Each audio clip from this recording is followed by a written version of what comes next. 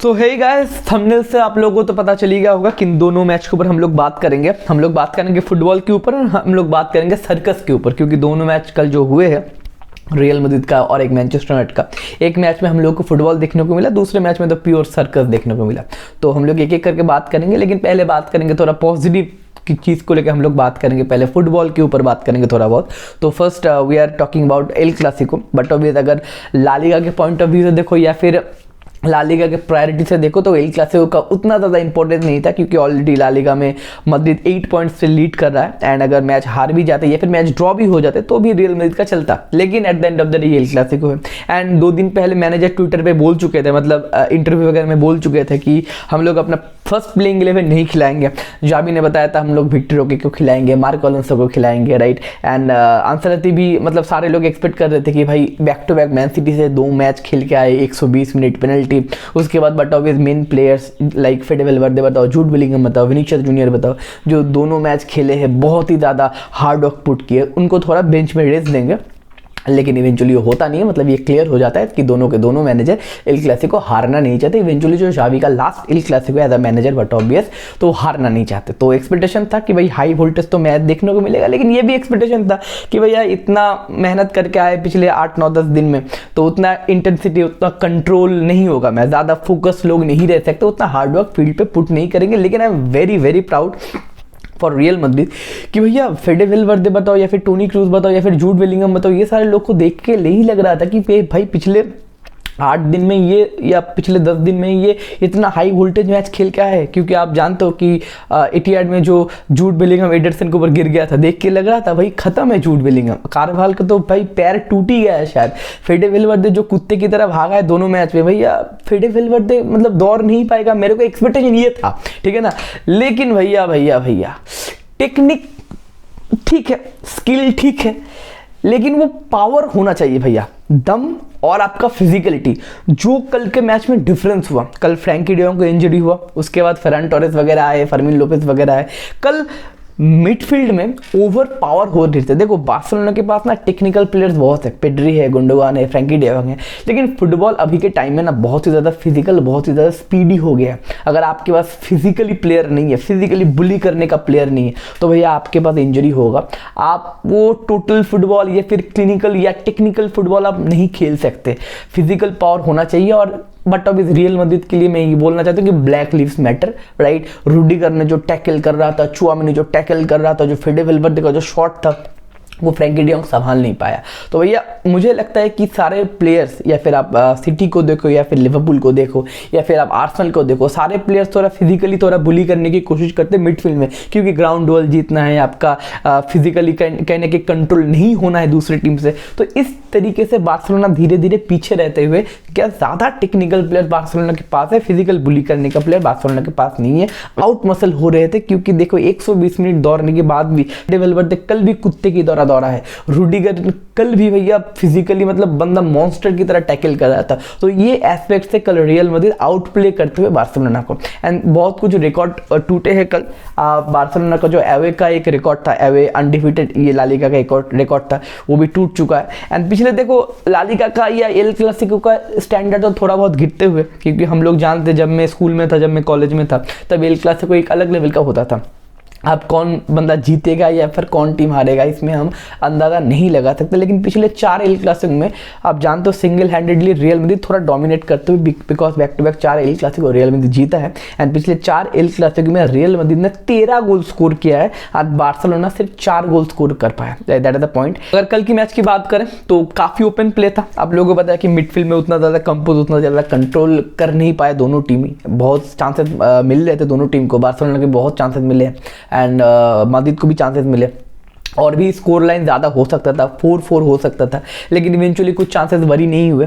And first of all एक corner से हम लोग गोल कंसीडर कर जाते हैं, क्रिस्टियनसन का एक हेडर आता है, उसके बाद विनीसियस को पेनल्टी दिया जाता है। बहुत सारे लोग बोल रहे हैं भैया वो पेनल्टी नहीं है कुबार्सी का, भैया वो पैर भैया एक्सटेंड किया बंदा, और ये पेनल्टी भैया आज के डेट में दिया जाता है, बट अभी तो पेनल्टी था। एंड उसके बाद एक बहुत ही बड़ा क्वेश्चन मार्क आता है, दैट इज वो गोल वाला क्वेश्चन मार्क, कि भैया ला लीगा सेकेंड आपका बेस्ट लीग है इन दी वर्ल्ड, लेकिन आप लोगों के पास गोल लाइन टेक्नोलॉजी नहीं है। बहुत सारे लोग बोल रहे भैया वो गारंटी गोल है, बहुत सारे लोग बोल रहे भैया गारंटी गोल नहीं है, गारंटी बाहर था, और बहुत सारे लोग बोल रहे गारंटी अंदर था। तो भैया अगर मेरे से पूछो, मेरे को थोड़ा बहुत लगा था कि बॉल अंदर जा चुका था, लेकिन अगर गोल लाइन टेक्नोलॉजी से ना देखें ना तो 100% नहीं बोल सकते, क्योंकि देखो अब पिछले वाले वर्ल्ड कप में एक ऐसा प्रॉब्लम हुआ था जापान वर्सेस स्पेन के मैच में। जापान ने क्रॉस वगैरह दिया था, एसिस वगैरह दिया था, वो बॉल आउट हो गया था। तो इवेंचुअली सारे एंगल से लग रहा था कि वो बॉल आउट है, लेकिन फाइनली जब गोल लाइन टेक्नोलॉजी मतलब हॉराइजॉन्टल 90 डिग्री से ऊपर से दिखाया गया, तब दिख रहा था कि थोड़ा सा मतलब 0.001% वो बॉल का पोर्शन मतलब वो लाइन के ऊपर था। तो अगर गोल लाइन टेक्नोलॉजी से नहीं दिखाओगे तो गोल था या फिर नहीं था, थोड़ा बहुत लाइन के ऊपर था कि नहीं था, डिफरेंट एंगल से आप कंफर्म नहीं बोल सकते। बट ऑब्वियस आप अगर बार्सिलोना फैन हो आप बोलोगे भैया गोल था, आप अगर रियल मैड्रिड फैन हो आप बोलोगे नहीं गोल नहीं था, वो तो भैया ऊपर था। लेकिन 100% कोई भी नहीं बोल सकता, क्योंकि गोल लाइन टेक्नोलॉजी है ही नहीं। और सेकंड कॉस्टलीस्ट लीग बताओ या सेकंड बेस्ट लीग बताओ, ला लीगा है। आपके पास गोल लाइन टेक्नोलॉजी क्यों नहीं है? अब ला लीगा का प्रेसिडेंट बोल रहा है but it is too costly for La Liga. 2 million I think लगता है गोल लाइन टेक्नोलॉजी आपको अफोर्ड करने के लिए। आपके पास इतने बड़े बड़े स्पॉन्सर से इतने बड़े बड़े प्लेयर्स खेलते हैं आपके ला लीगा में, एंड आप ला लीगा को बेस्ट लीग इन दी यूरोप बनाना चाहते हो, और आपके पास गोल लाइन टेक्नोलॉजी लगाने का आपके पास टाइम या आपके पास पैसा नहीं है। तो यह कैसे होगा? क्योंकि आप एल क्लासिको जैसे मैच में आप किसी को कन्विंस नहीं कर सकते। आप ट्विटर पे बताओ, सोशल मीडिया पे बताओ, लोग लड़ रहे, लोग अपना माँ बहन उतर रहे कि भैया तूने रॉब कर दिया, वो ये बोल रहा है नहीं वो गोल नहीं था। तो अगर इस चीज़ को ठंडा रखना है या फिर आपको एक फेयर प्ले दिखाना है तो सिस्टम तो होना चाहिए ना। 2024 में भी आपके पास अगर सिस्टम नहीं है, सो कॉल्ड आप बेस्ट लीग हो यूरोप के, तो इसमें तो भैया क्वेश्चन उठेगा। आप अगर best league in the Europe बनना चाहते हो तो आपके पास वो फैसिलिटी होना चाहिए। ऑल दो प्रीमियर लीग बताओ, ला लीगा बताओ, रेफरिंग तो इस सीजन का बहुत ही घटिया था। मद्रिद को भी बहुत सफर करना पड़ा, बार्सा को भी बहुत सफर करना पड़ा। एंड ला लीगा में आप देखो नॉटिंघम फॉरेस्ट आपका किसका लूटन टाउन का एक मैच था, नॉटिंघम फॉरेस्ट के कैप्टन बताया लूटन टाउन को 3 पेनल्टी हम लोग को मिला था, लेकिन नहीं दिया गया क्योंकि वो जो बाहर रेफरी तो लूटन टाउन के फैन है। तो ये भैया 2024 में भी टेक्नोलॉजी आने के बाद, कंप्यूटर इंटरनेट सोकॉल आने के बाद भी अभी तक फुटबॉल का सिस्टम बताओ या फिर फुटबॉल का रूल्स भैया घटिया तो घटिया ही है। अभी क्या एक्सपेक्ट कर सकते हैं? एज अ फैन हम लोग बैंटर कर सकते हैं, गाली दे सकते हैं एक दूसरे को, लेकिन इसका सॉल्यूशन नहीं है। तो मैं चाहता हूँ भैया अगर आप रियल मैड्रिड फैन हो, अपने बार्सा फैंस हो, अब दोनों के बीच में भजर मत बनाओ, गाली गलौज मत करो। ये आपका भी कुछ करने का चीज़ नहीं, मेरा भी कुछ करने का चीज़ नहीं। जो लोग पैसा कमा रहे वो अगर खर्चा नहीं करेंगे तो आप और मैं क्या करेंगे? ठीक है ना। तो उसका अगर बात भी छोड़ दिया जाए तो भी बार्सिलोना कहने की मिडफील्ड में आउट मसल हो रहे थे एंड आउट नंबर भी हो रहे थे, लेकिन उसके बाद बार्सिलोना को एक मौका मिलता है, फर्मिन लोपेज गोल स्कोर करते हैं बेंच से आने के बाद 70 मिनट में। इसके ऊपर मैं एक क्वेश्चन पूछना चाहता हूं भैया फर्मिन लोपेज, आप बार्सा फैंस भी आप कमेंट सेक्शन में बताना कि भैया 68 या 69 मिनट में बंदे ने गोल स्कोर किया और बंदा खड़ा होकर बर्नाब्यू में आपका सेलिब्रेशन कर रहा है। भाई काहे का प्रेशर ले रहे हो भैया?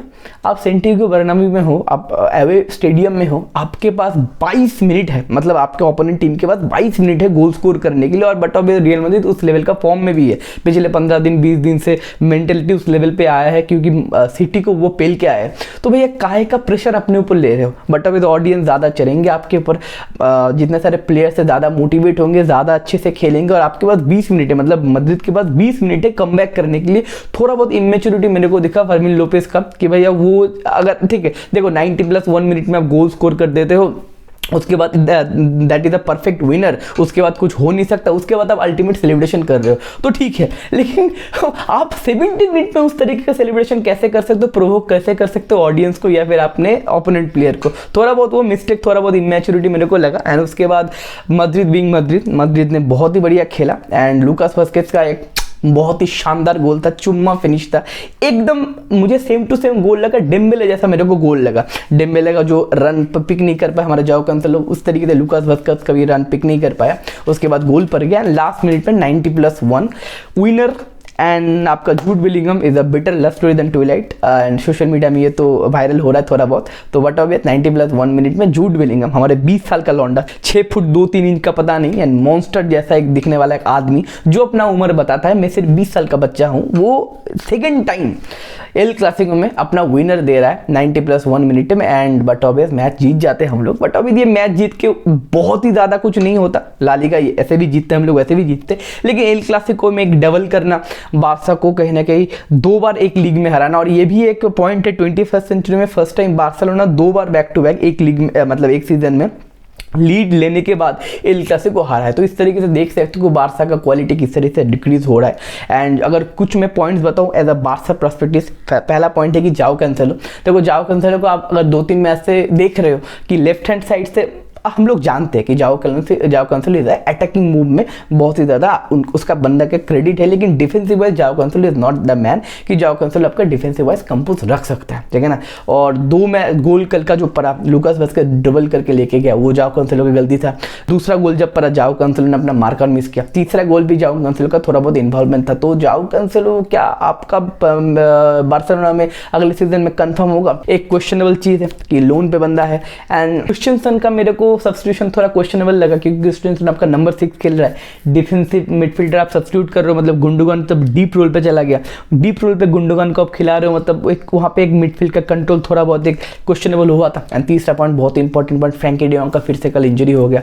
फेडे वेलवर्दे का बैंगर शॉट था, वो बंदा संभाल नहीं पाया। जो मैंने बताया कि टेक्निकल वाइज तो आप सारे लोग ठीक हो, लेकिन फिजिकल वाइज क्या ठीक हो? क्योंकि देखो फेडे वेलवर्दे ना 46 मैच बैक टू बैक बंदे ने स्टार्ट किया है और इस अप्रैल महीने में 390 मिनट फेडे वेलवर्दे खेला। आप देख रहे हो किस लेवल का मेहनत, किस लेवल का फिजिकली मतलब इन्वॉल्व है फेडे वेलवर्दे। तो उस तरीके का फिजिकली बताओ या फिर हार्डवर्क एबिलिटी आपके पास है। पेड्री, गावी सारे लोग तो टेक्निकली इन्वॉल्व है, लेकिन फिजिकलिटी क्वेश्चन मार्क। और ये भी चीज़ है कि सेंटियागो बर्नाब्यू में इस सीजन हम लोग मैच हारे नहीं है। 21 मैच में 17 मैच हम लोगों ने जीता है और 4 मैच हम लोगों ने ड्रॉ किया है। अब देखना पड़ेगा, 11 पॉइंट्स तो क्लियर हो चुके हैं, ला लीगा तो कंफर्म हो ही गया है। अब फोकस करना पड़ेगा एलिन जेरना का जो टूर होगा हम लोगों का सेमीफाइनल का बायर्न म्यूनिख के खिलाफ। अब देखते हैं उस मैच में क्या होगा and hope for the best. UCL भी अगर हम जीत जाते, अगर डबल कर देते थोड़ा बहुत एंड तो जूड बेलिंगम का बैलन डोर तो भाई कंफर्म हो जाएगा। एंड आई होप 20 साल का एक बंदा अगर बैलन डोर जीतता है तो बहुत ही ज़्यादा मोटिवेशन होंगे पूरी टीम के ऊपर। एंड अगले साल से जो नया प्रोजेक्ट बिल्ड होने वाला है विदाउट लूका मॉड्रिच बताओ, या जो नए प्लेयर्स आएंगे, एम्बापे का साइनिंग अगर होता है तो भैया एक पॉजिटिव प्रोसेस पे मदद आने वाले 6-7 का जो प्रोसेस होगा, एक अच्छे प्रोसेस पे हम लोग लीड करेंगे। और Jude Bellingham can be our face, Mbappe भी आएगा, तो दोनों मिलके एक अच्छा टीम बिल्डअप कर सकते हैं। एंड बार्सिलोना के ऊपर भी हम डिस्कस करेंगे। आज रात को लाइव होगा 11 बजे, हम लोग यूट्यूब में लाइव करेंगे, तो वहाँ पर भी हम लोग डिस्कस करेंगे, राइट। और दूसरे मैच तो नहीं भाई, सर्कस में हम लोग जाएंगे, ज़्यादा मैं डिस्कस नहीं करूँगा, I am not interested about that match. हम लोग लाइव डिस्कशन करेंगे रात में, तब थोड़ा बहुत क्वेश्चन आंसर आप लोगों को लूँगा मैं। एंड हम लोग वेम्बली में गए थे, सेमीफाइनल था हम लोग का एफए कप का, 3 गोल पेल दिए थे कोवेंट्री को। चैंपियनशिप का टीम है, चैंपियनशिप का ऐसा भी टीम नहीं, चैंपियनशिप में बहुत कुछ कर रहे, नॉर्मल मिड टेबल टीम है चैंपियनशिप का। एंड उसके साथ हम लोग 3 गोल पेल दिए। उसके बाद कोवेंट्री से हम लोग 3 गोल कंसीड कर जाते हैं। अब कौन से लेवल का, कौन से यूनिवर्स का टीम, प्रीमियर लीग का टीम चैंपियनशिप एक टीम से हारते, देखो बहुत सारे जगह पे होता है चैंपियनशिप टीम आपको सरप्राइज कर देते, हरा देते, ठीक है, वो तो ठीक है भाई, फुटबॉल में कुछ भी हो सकता है। लेकिन आप 70 मिनट में 3-0 के लीड पे हो। मैं एक सोचूंगा, मैं आप भी सोचो पूरा रात कि 70 मिनट में एक चैंपियनशिप टीम से आप लोग 3-0 से आगे हो, उसके बाद 3 गोल आप कंसीड कर जाओगे। एक हो सकता है भैया इधर उधर से 3 गोल, पहला गोल पर फिर से हमारा ओनाना का नियर पोस्ट, ओनाना और नियर पोस्ट, भैया कौन सा गोलकीपर नियर पोस्ट में इतना गोल खाता है मेरे भाई। फिर से हुआ, सेकंड गोल डिफ्लेक्शन हुआ, तीसरा गोल पेनल्टी में हो गया। लेकिन पेनल्टी छोड़ो, वो तो साइड में रहो। पहला गोल पड़ने के बाद जो बॉडी लैंग्वेज था भैया, बहुत ही घटिया बॉडी लैंग्वेज था। जितने सारे प्लेयर्स थे, रैशफोर्ड बताओ, ट्रैक बैक, रैशफोर्ड का फिजिकलिटी, मैं जो बोल रहा था कि हार्ड वर्क, फिजिकलिटी, मेहनत, ये रैशफोर्ड से भैया दिखता नहीं है। बंदा इंजर्ड हो गया, बंदा बाहर चला गया। उसके बाद एंटनी आया, एंटनी ने क्या पता नहीं, एंटनी साला भाग रहा है इधर से उधर। बंदा फुटबॉलर है, बंदा ब्राजीलियन है। मेरे को डाउट है भैया, ब्राजीलियन तो मिनिमम एक फुटबॉल फील्ड में दिखाता है, पता नहीं भैया क्या हो रहा था। कोबी मैनो थोड़ा बहुत दिखा, देखो कल के मैच में 3 प्लेयर्स मेरे को दिखे, थोड़ा बहुत कोबी मैनो मेरे को दिखा। Harry Maguire is a quite difference for Manchester United. Harry Maguire ने बहुत ही बढ़िया मैच पुट किया। ब्रूनो फर्नांडिस को क्रिएटिविटी दिखा रहे थे, एक बंदे ने गोल भी स्कोर किया। एंड आपका ओनाना 1-2 गलतियां ओनाना से हुआ, लेकिन ओनाना ने 2 बहुत ही बढ़िया सेव किया, नहीं तो भाई 90 मिनट में खत्म हो जाता मैच। उसके बाद बंदा पेनल्टी आपका सेव वगैरह करता है एंड उसके बाद एक्स्ट्रा टाइम में मैच जाता है। आप जानते हो, मैं रिपीट नहीं करूंगा, 120 मिनट बाद पेनल्टी में जाके कोवेंट्री को पेनल्टी में हराते और हमारे एंटनी भाई साहब कोवेंट्री के जो प्लेयर्स थे उसके सामने मॉक करे, उसको बोल रहे देखो हम लोग मैच जीत गए, ये हम लोग तुमको हरा दिए। सो ये है मेंटालिटी मेरे भाई। कोवेंट्री T20 के जितने सारे प्लेयर्स थे वो पूरा साल में जो कमाते हैं हमारे प्लेयर्स, सो कॉल हमारे जोकर्स, एंटनी बताओ या रैशफोर्ड बताओ, ये सारे लोग पर वीक कमाते हैं। और ये सारे मेंटेलिटी इस लेवल का है कि कोवेंट्री को जाके मूव करना पड़ रहा है। ये हम लोग जीत गया, देख रहे हो, हम लोग जीत गया, हम लोग अब FA कप फाइनल खेलेंगे सिटी के साथ, अब तुम लोग क्या करोगे। सो ये है प्लेयर्स, ये है क्लब, और इस प्लेयर से हम लोग FA कप फाइनल खेलेंगे और सिटी को हराएंगे, और प्रीमियर लीग भी जीतेंगे और अगला UCL भी खेलेंगे। तो भैया अगर बहुत सारे लोग क्वेश्चन पूछ रहे हैं कि एरिक टेन हैग का बहुत गलती है, ठीक है भाई, एरिक टेन हैग का गलती है, फाइन, पता नहीं, लेकिन मैटर करता है कि फील्ड में एक मिनिमम अगर कोई एफर्ट नहीं देता है अगर आपके प्लेयर्स, तो मैनेजर का गलती क्या है वो बाद में देखेंगे, पहले ये सारे प्लेयर्स को हम लोग को निकालना पड़ेगा भाई। जिम रैटक्लिफ आया तो है, लेकिन इनियस ग्रुप को बहुत ही बढ़िया काम करना पड़ेगा। देखो फुटबॉलिंग ब्रेन 2 लोग तो ऐड हो चुके, अगला जो थर्ड अपॉइंटमेंट होगा डैन एशवर्थ का होगा। तो ये सारे लोग क्या, ये प्लेयर्स को एंटरटेन करेंगे, जो फुटबॉलिंग सच में ब्रेन है, जो फुटबॉल समझते, ये सारे लोग को तो वही लात मार के निकाल देंगे, निकालना चाहिए। और एक एक प्लेयर 250 के, 300 के, 350 के कमा रहा है।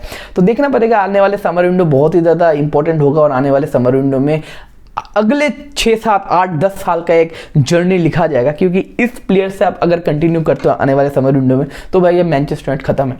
और अगर इस सारे लोगों को लात मार के निकालते हो, नया रिक्रूटमेंट करते हो, मैनेजर रहेगा कि नहीं रहेगा बाद में डिस्कस करेंगे मेरे भाई। एरिक टेन हैग भी बहुत ही बुरा मैनेजर नहीं है, लेकिन ये प्लेयर्स बहुत ही गवार प्लेयर्स है। तो ये सारे लोगों को निकालना पड़ेगा, फ्रेश स्टार्ट करना पड़ेगा, स्क्रैच से शुरू करना पड़ेगा भैया क्लब, तब फिर देखेंगे।